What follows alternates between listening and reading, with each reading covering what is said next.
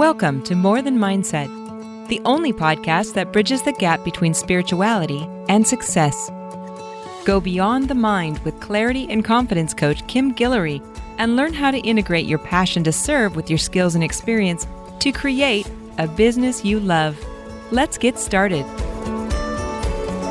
Hey there, and welcome back to the show. So I am breaking the rules again this week. You know how I am, right? Always breaking the rules.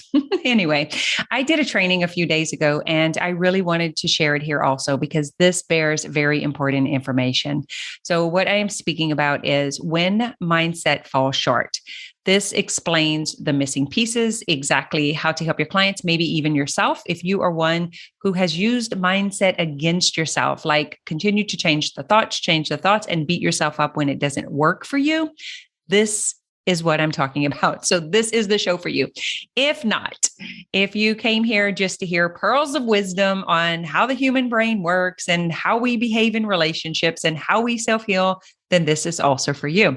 So that's what I'm going to leave here. It is a training. I did record it a few days ago. I thought it was important enough to share here, whether you are a person who is on a self-healing journey, as well as a health or wellness practitioner who is helping clients. Either way, it will help you just really understand like what the missing piece is and how to integrate it or bring it back into your life. How did we get here and how to do it differently? I hope you enjoy. Hey guys, and welcome. We're going to go through a little presentation about going beyond the mindset model so that we can create better health, wealth, and relationships. And we're going to talk about why mindset doesn't always work. What is the problem and how to solve for it? Welcome. My name is Kim. I'm going to talk to you about why I created this approach. What is the problem with mindset alone? What does this have to do with the law of attraction, human design, and hypnotherapy? And what is the solution to self-healing? Here's a question for you. Have you used mindset and not gotten the results you want?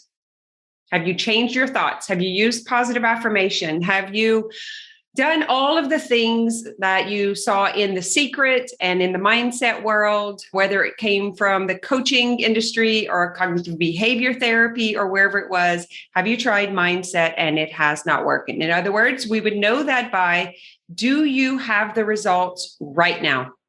What are the results? How long have you tried using mindset? And what went wrong? What's missing? What happened? This is what we're going to talk about. So when mindset falls short, these are the reasons that I have come up with. Number one, there is a disconnection. And it is sometimes a disconnection between the teacher and the student. It's sometimes a disconnection in the language. And what I mean by that is the perception that the person is speaking compared to the perception of the person who is listening. So I often say things to my students or clients, and I can hear that they haven't received the way that I said it. Can you relate to that? You can just post in the chat or raise your hand. So sometimes the disconnection is actually not about the process. It's about the perception that we understand it. So we sometimes speak a different language. So someone says, it's all mindset. Just change your thoughts and you'll change your results. That is true. But there's more to the story. There is something missing. So if you've been trying mindset and it hasn't worked for you, you're going to walk away understanding that today. Are you in for it? This is the missing link. That's what we're going to talk about. Just let me know in the chat if this is something that you want me to continue moving forward. Thoughts do become things. What you think creates what you feel. Therefore, the actions that you take, and that creates your results. Can we all agree on that? Because I do believe the mindset model is legit. This is my disclaimer. I do believe, but there are some missing pieces. So there is this understanding about thoughts become things. And then there is this process for that to begin working in your life. And you haven't been through the middle steps, you will not be able to get the results that you want. One of the reasons why there is a difference between thoughts and beliefs. A thought It's just a phrase that your mind spits out and interprets it in a certain way. But when that thought triggers an emotion or an emotional response and creates a sensation in the body, then we know it's a belief, because the thought triggered something deeper inside of you. It's what we call triggers. At some point in time, you took on an experience and you made it your truth. That's just the way things are. That's just the way it is. Because that was your perception. That was your reality. And if there is an emotional signature, which is an imprint of a sensation in your neurology, which is your nervous system, then it is a belief. So mindset work will not produce results if you do not uncover the unconscious belief. I'm going to pause for a moment. Take a breath. I really don't want to go too fast because I'm going to give you a lot of information in a short period of time. Does this make sense? You could very well just receive that and be like, oh my God, I got my answer. I'm out of here. I know what it is, right? Does it make sense? Totally makes sense. Yes. Okay. So we're going to agree that you can use the mindset model to become aware of your conscious thoughts, the thoughts that you were thinking. You can identify them. You can tell them to your coach. You see them. You're like, just my thoughts. But if there is an unconscious belief that has become your truth, that is attached to an emotional signature, that will not work. So we're going to talk about the bridge. How do you go between conscious and unconscious? How do you go between knowing and not knowing? How do you go between thinking it and creating it? Now, we all know the law of attraction, right? The law of attraction is thoughts become things. It's that simple.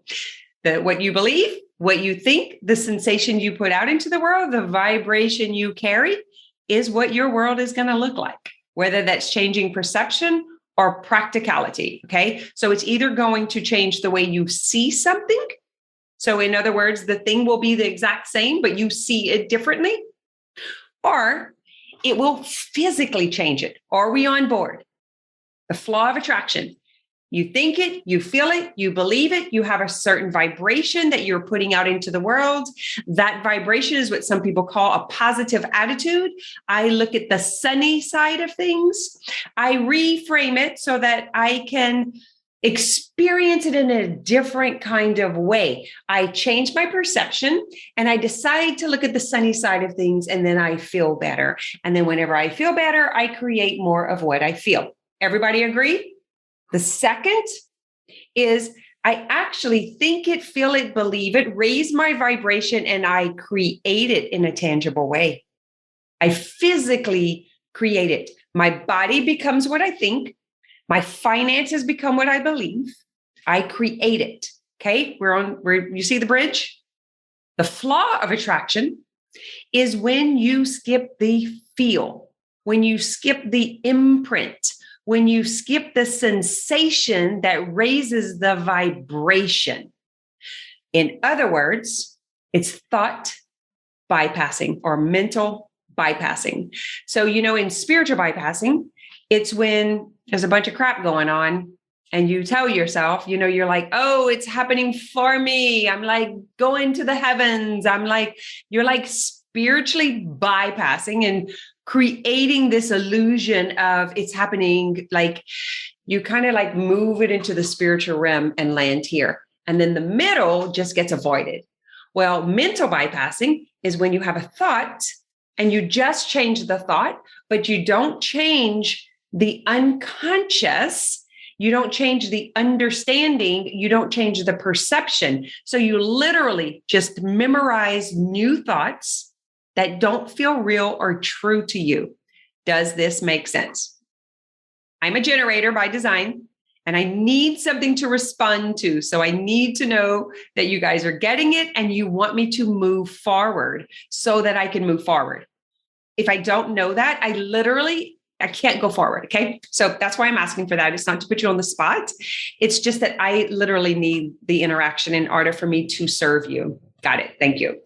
Okay. So that's the bridge. That's the difference between the law of attraction and the flaw of attraction is the F is missing. The feeling is missing because most of us don't know how to feel on a visceral level. We don't know how to create a new feeling.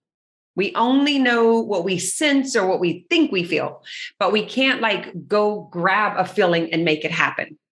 And in order to create, you have to feel the future. And so that's the flaw of attraction. If you can't feel the future, if you can't create the vision and then actually feel what it would be like to be that new identity, to be that other version of yourself, then you can't create it.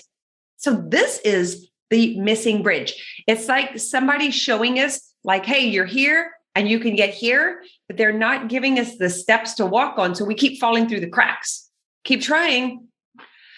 When we use the mindset motto against ourselves, it's when we're taking the step and we fall and then we blame ourselves. I'm not getting it. There's something wrong with me. And then we look up and we have all this evidence, all this proof that it works for everyone else. They make all the money. They have the amazing relationship. They're getting the car, right? This is called using it against yourself. It's judgment and comparison. And I believe, and the punchline approach states, the only reason that we suffer is because of judgment and, what did you say? It's judgment and comparison. And it's due to competition. They can do it and I can't. They got it and I didn't. This is so painful. It's so hard for me. It's a wound inside of me that says I can't have what I want. I'm not good enough. They can have it. I can't. It's childhood wounds. And so when you're using the mindset motto against yourself, it's a catalyst for these core wounds to come up. And because no one is giving you the access of what to do about that, how to heal that, how to move through it, you just keep beating yourself up with that model, right? The model becomes like something you beat yourself up ahead against. I've interviewed over 60 people and I asked them, why haven't they made $50,000 yet? And the answer I got back from most is, it's probably my thoughts. I'm sure it's my thoughts. I'm pretty sure it's or I haven't worked hard enough. I haven't done enough. It's like, it's me. They were totally using this work against themselves. So what you could do instead, use it as a catalyst for these wounds to come up so that self-defeat and unworthiness actually come to the surface and it creates an opportunity for you to heal it once and for all. So this judgment and comparison, this I can't get it, I can't have it, in the work, it's an actual opportunity to sit with this. I can't have it because I'm not worth it, because it's not available for me, because like, see what unconsciously comes up. And if you ask the question in that way, it will actually just come to the surface so that you can call it out, so that you can see it. That's the awareness of the unconscious. So if we were talking about the model, thoughts become things, or your thoughts create your feelings create your actions. It's right in between there. So I'm going to take you all the way to the punchline approach, but I want to first dissect into here. And I want to show you what the problem is so that you can identify it. Okay. So we use the motto against ourselves, or mindset motto against ourselves. We fall between the cracks. We look up, we create evidence, because this is what the brain does, right? I'm not good enough. I'm doubting myself. I'm feeling defeated. So what does the brain do? Whatever you tell it, it goes get some evidence for you. So it looks up on the stage over there and it's like, yeah, she did it. And she did it. And she did it. And it's happening for her. And see, I have so much proof. I have so much proof that I'm not good enough, that I'm not worthy, that I can't sit at the table with the high risers, right? Whatever comes up, that's all coming from this inner core wound. This takes me to the wounded healer. Very many practitioners and coaches are wounded healers. And it is because this wound that is inside of their self, myself, yourself, right? This core wound is being projected, reflected back and forth. So we feel it, and then we go try to fix it. And it's our wound to take care of. It's our work to do. And so instead of stopping the competition Instead of judging and comparing, when something comes up, I want to offer you an opportunity to heal it so that it's no longer a wound. It becomes a scar. And when it's a scar, you're no longer triggered and emotionally responding or reacting.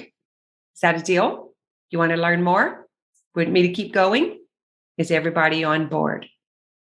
Let me know in the chat. Deal. Yes. All right. I will respond. If we are whole, then our perception of the world is whole. If we're wounded, then we see the world and others as wounded, and we try to fix it. That is a wounded healer. We see the world and other people as a mirror, and it projects and reflects, and then we go into the Me Too movement, right? Me too, me too, me too, me too. I get you, girl. I get you. Right? But all of that is not helping you get the results you want. It's actually playing out the story and creating a deeper neural pathway. See if you can understand that. See if some ideas or examples come to mind. So it's using the failure of mindset as evidence that I am a failure. I knew I couldn't do it. I should have known. I shouldn't have tried so hard. I can't believe I believed in myself for that one moment and spent all that money, right? That's the story that comes up. That's the dialogue, the narrative within yourself. And it's coming from earlier wounding at some point in time that we take on these beliefs. This is where hypnotherapy comes into play. Because hypnotherapy says if you can see it and identify it and understand it, you can shift it. And if you can shift it, release it, unpack it, then you can drop a new belief. You can plant a new seed or a new idea and grow that. Everybody on board? How do you feel about me showing you how to do this? To give you a framework. Because what we understand, we can change. Imagine this. Imagine this is you, your whole being. Mentally, you have a mind. Spiritually, you have a soul. Emotionally, you can feel and experience life. And physically, it shows up in form, material form. That is wholeness. When all aspects are together. I mentally know, I think it, I feel it, my soul is excited about it, and I'm experiencing it in the material world. Now, we're going to take the pie apart because that's how most of us are functioning today. I work with a lot of health and wellness practitioners and massage therapists, people who are working with the physical body. And what society has done is taken this pie and it's cut it in pieces. It's chopped it up. And if you have physical stuff, you need to go to the doctor. You need to go to the hospital. You need to go to the personal trainer, right? The medical community becomes the authority of your physical body. Come back in 6 months and I'll see what else is wrong with you. Okay, go and fix this and come back and then I'm going to give you something else. That's like the suggestibility that's happened with all of us, right? We need this authority outside of ourselves. Instead of using it for healthcare, like I have a problem I need to go fix, it's supposed to be like you gotta keep coming back, because if you don't come back in 3 years, we're actually going to take you off and you're going to have to be a new patient again. Because you should be needing me within 3 years, right? It's that kind of thing. And that's a business model, which is not a problem. It's a business model. Okay. Can we all agree? So that's what's happening with the physical body. The medical community has become the authority. Now, the mental body, which is the mind, right? What's happening up here? The psychiatrist, the mental world, is the authority of the mental body. So if you're depressed, you got to go there. If you have this, you got to go there, right? That's the plan. That's the business model. Is if you need mental help, then you need to get it through these, access it through these forms. And then the spiritual, you should go to the priest, you should go to the pastor, you should go to the gurus, you should go to the Himalayans, you should go to the Buddhist, you should go to the authority of the spiritual body. in order for you to attain spirituality. Can we all agree? Are we all still on the same page? And then, boom, tell me this. Who has taught you about the emotional body? Exactly. Crickets. No one. That's why I'm here. We're going to talk about the emotional body and the importance of the emotional body and how a balanced emotional body, a healthy emotional body, actually completes the whole pie. Are you in? Does this make sense? Is everyone on board? And would you like me to keep going? Yep. Okay. Now we know better. When we have mental, emotional, physical, and spiritual balance, we can improve health, wealth, and relationships. It is integration. This is the missing piece. One of the missing pieces. I'm going to discuss a couple of them. When we are integrated, it's back to the pie, right? But it's all whole with no seams. This is healing. Healing is returning to wholeness. Have any of you ever had an amazing yoga practice and you're just like, oh, I'm all connected. Oh, it feels so easy. I feel so relieved.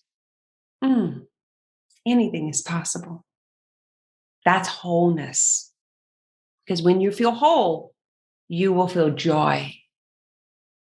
So when we have physically, mentally, spiritually, and emotionally integrated, it will show up in our finances, in our personal growth, in our social relationships, whether it's partnerships, business partner, whatever it is, the people that we hang out with, and in our occupation, which is how do we contribute and serve the world?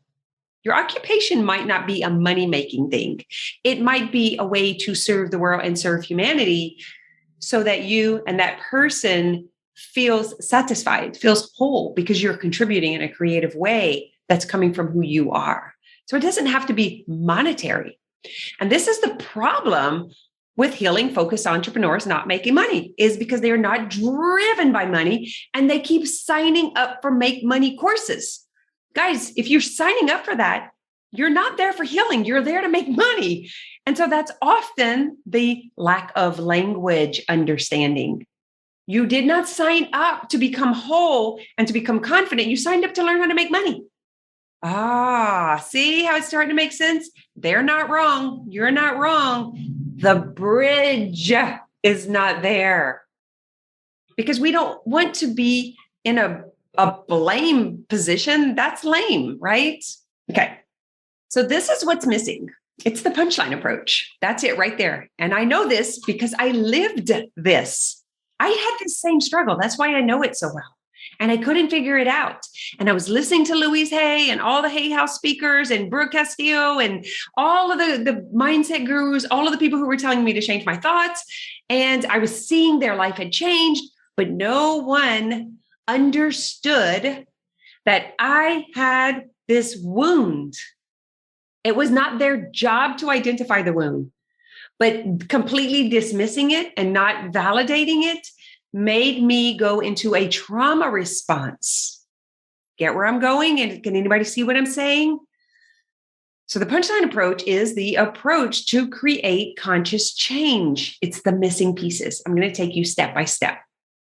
First, it's presence.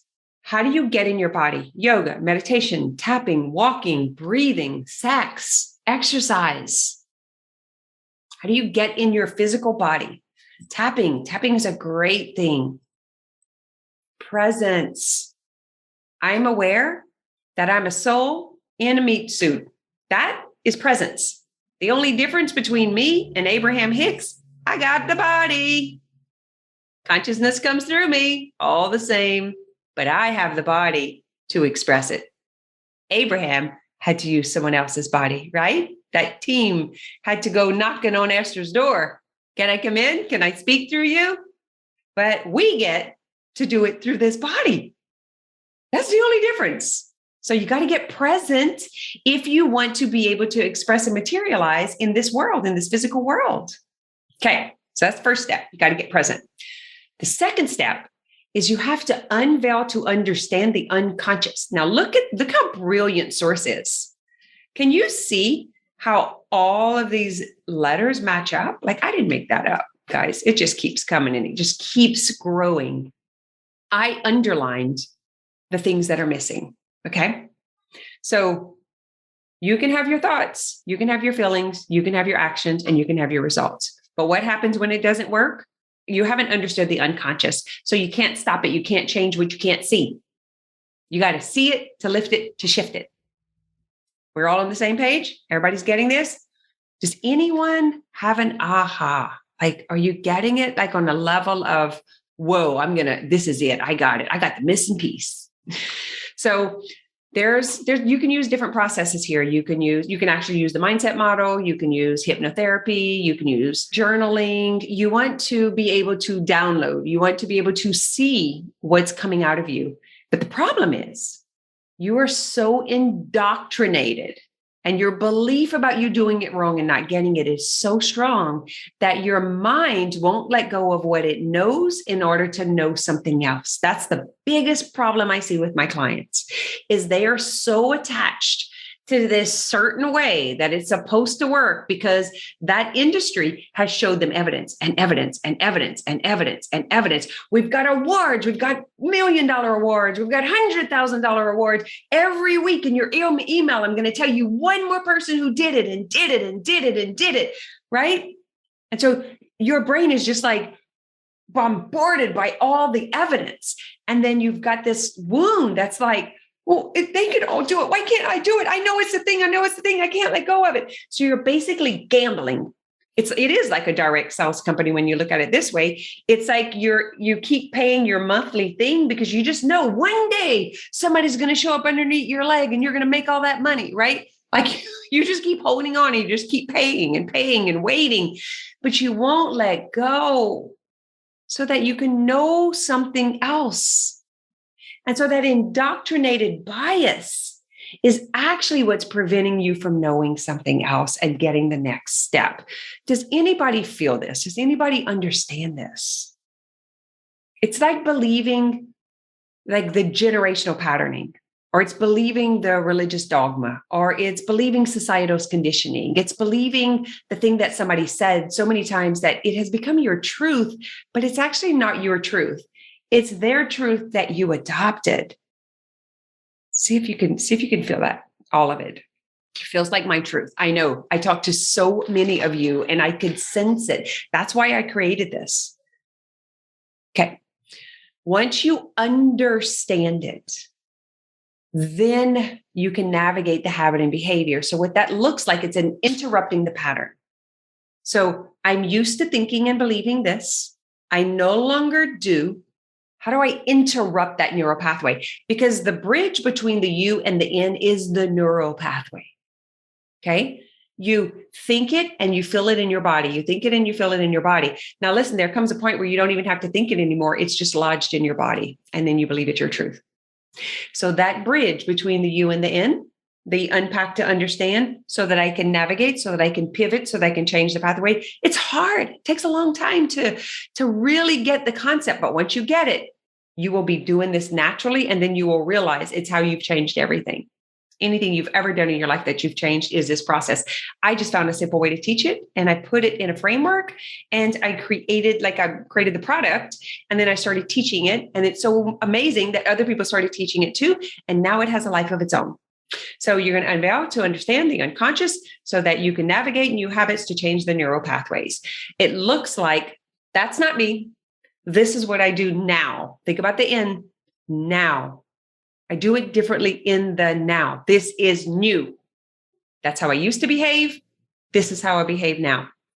So you have to get present so that you know what's really going on. You want to separate fact from fiction. You want to identify the unconscious beliefs, and then you want to navigate the habit and behavior. So this is what I used to do. This is what I'm going to do now. It's 8:30 at night. You want Oreos. You're not supposed to be eating Oreos at 8:30 at night because you said you weren't going to do that anymore.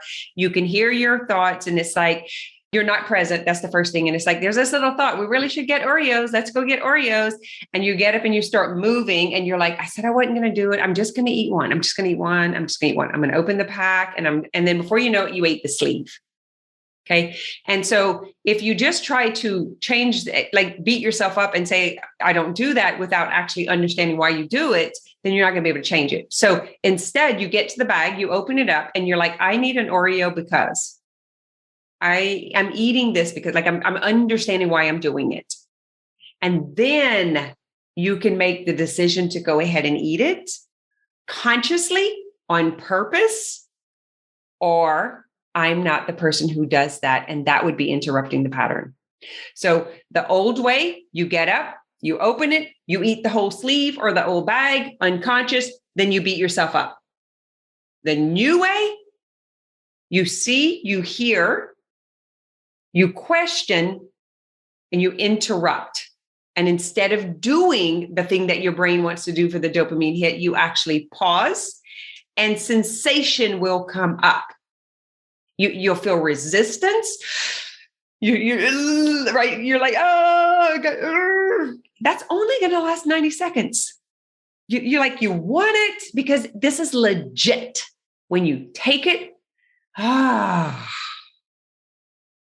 but then you unconsciously eat the rest while you're unconsciously beating yourself up, saying you're never going to do it again. Let me finish with the bag so it's not here anymore. I'm not going to do this tomorrow. I don't know why I keep doing it myself. That's all unconscious.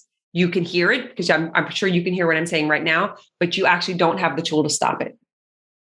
So you get to the counter, you open it up, you pick it, and you're like, why do I want this? I want this because it would be really good right now.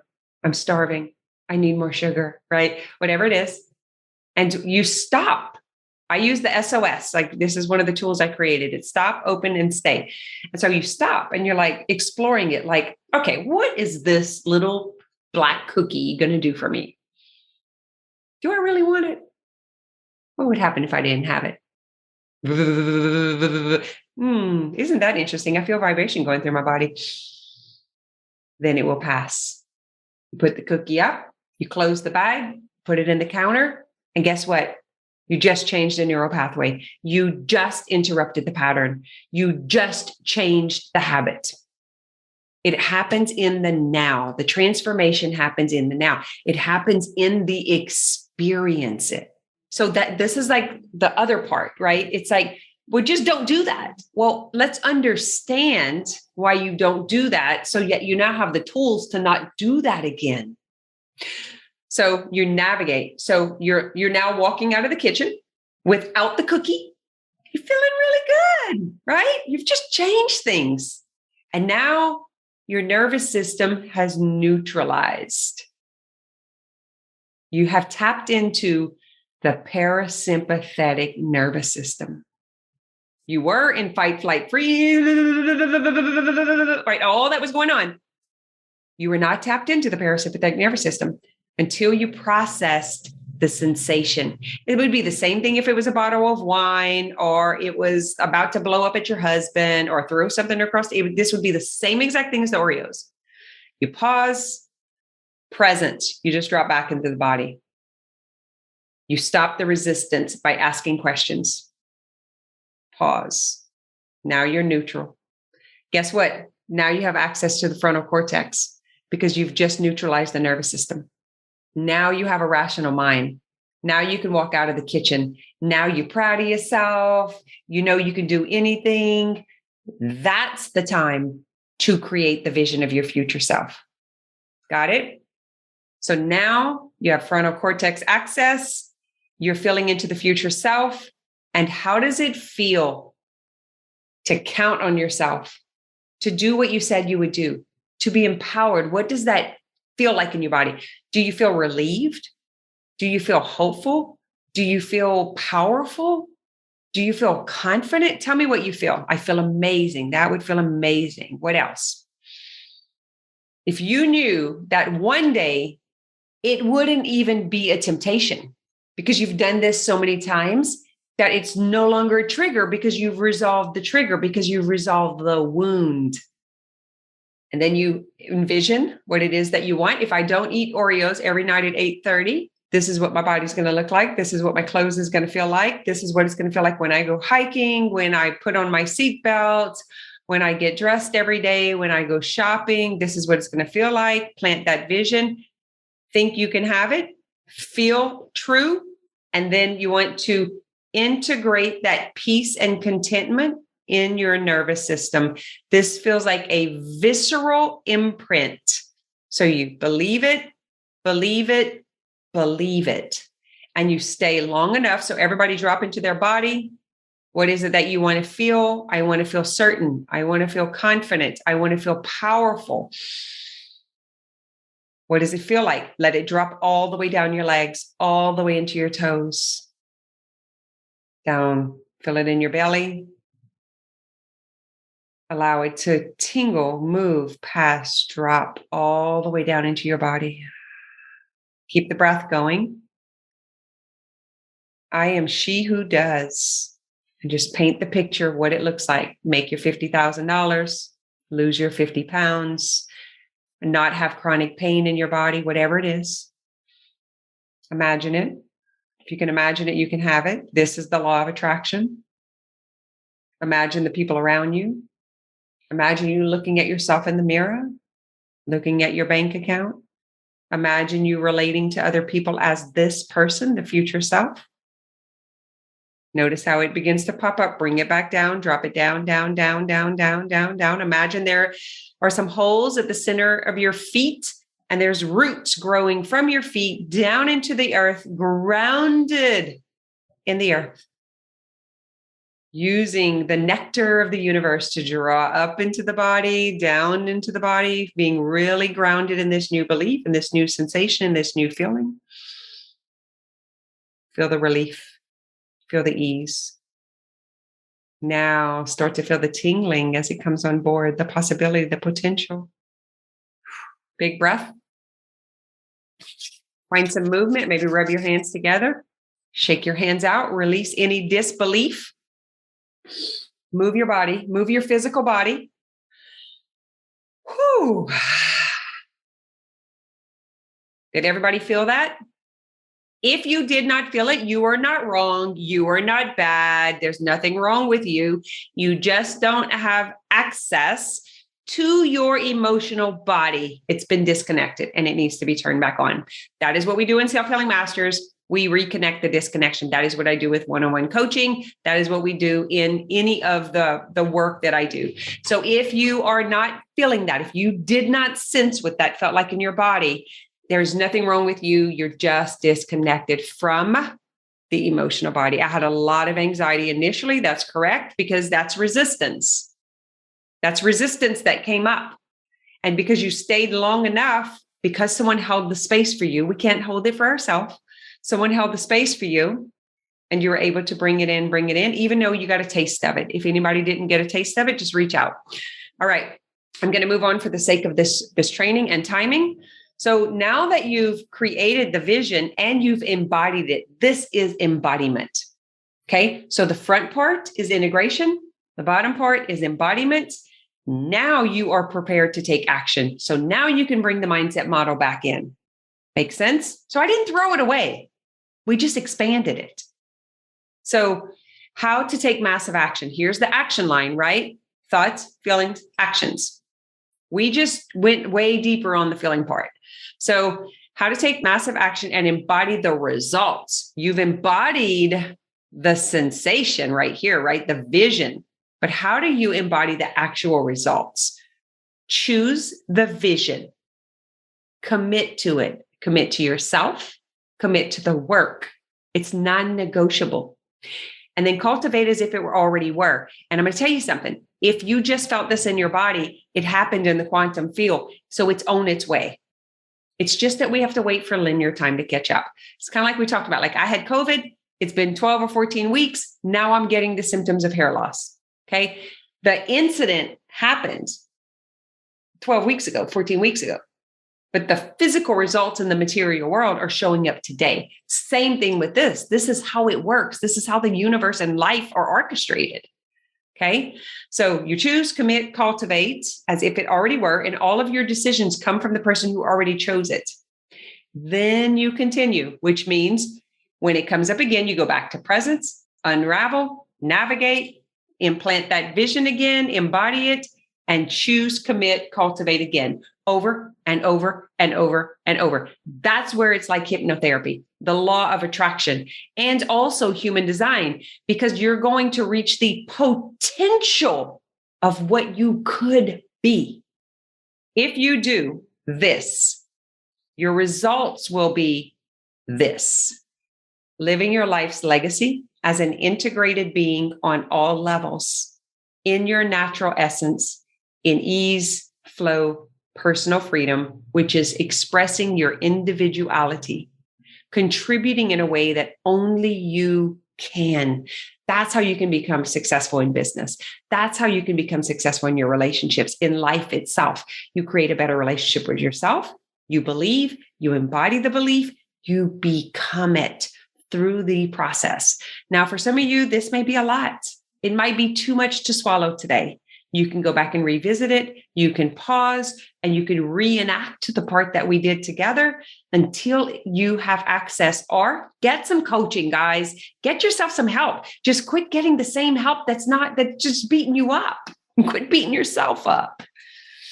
So here's where you can join us in Self-Healing Masters. This is the work that we do. It's for health and wellness practitioners to do their own healing work so that they can help someone else without being the wounded healer. Because if you're the wounded healer in the working world, you're going to be very frustrated. You want them to get results, but it's actually that you don't have results. And so your frustration is going to be projected and reflected. And then you're going to feel an urgency and want them to get it. And it's because you're feeling the trigger in your body because you haven't worked through your own triggers. Does that make sense? Now I'm open for questions, observations, and discussions. Thanks for listening to this episode of More Than Mindset.